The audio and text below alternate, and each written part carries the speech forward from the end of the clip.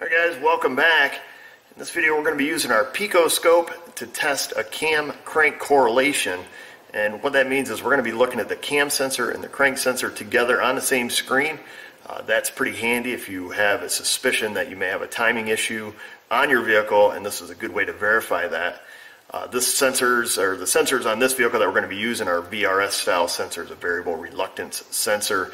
They both generate an AC sine wave. We have videos on both of those, so be sure to look in the description below for those independent component tests there. I'm going to show you the hookup. We're going to get the scope fired up and show you how to do this. So we're going to go up here to the automotive tab. We're going to come down here to the advanced test menu.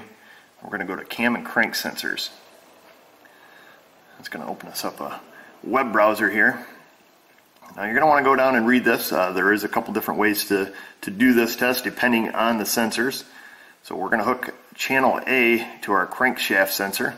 We're going to hook channel B to our camshaft sensor. So we've got channel B over here. This cam sensor on this engine is easy to get to. It's right on top of the valve cover. We've gone ahead and back probed it. Now, as mentioned in the cam sensor, the inductive style cam sensor video, if you don't first get a signal on one of the wires, go ahead and switch to the other wire and see if your signal is out of there. One of these wires is going to be signal return. One of them is going to be return to ground. Now, in this vehicle, I'm hooked into the crankshaft sensor using the TA012 adapter that Pico makes.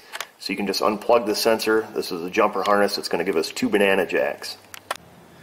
I've got those leads right up here. You got to be mindful of the belt. You definitely don't want to get your wires tangled up in the belt.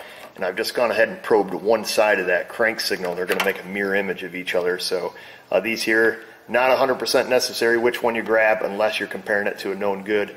A lot of people like to use the main signal as opposed to the sub signal.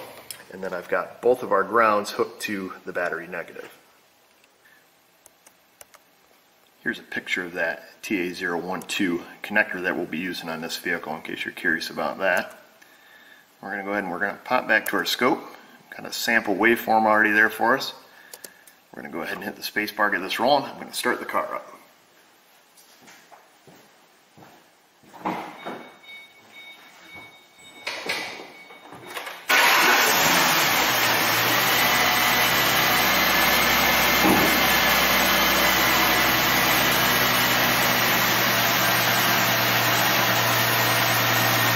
Go ahead and stop that. I'm going to shut the car off.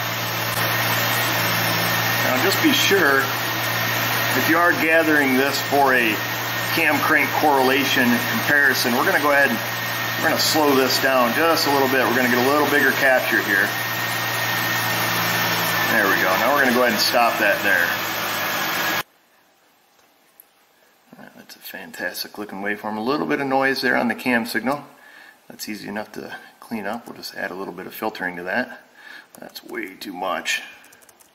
Let's go ahead and we'll get just a little bit of noise on that signal. We'll be happy. There we go. That looks good now. What we can do is we can just take and zoom right in on this baby. And there we go. So we've captured it on a little bit longer time basis. So we can zoom out on that a little bit. We can see how the cam signal is in relationship to the crank signal. If you suspect you have a timing issue, this is the test you're going to want to use. So as I've mentioned in other videos, always save your waveforms.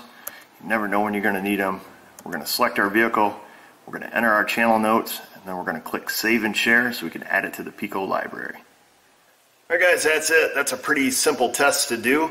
It's a very valuable test to do, particularly if you suspect there is a cam crank correlation problem. You know, for example, has the timing belt slipped, has the timing chain slipped, you know, what's going on there. If you have this waveform, if you have a known good waveform to compare your car to, you can make a definitive answer, make the call, and never get your hands dirty. So that's it guys. Thanks for watching.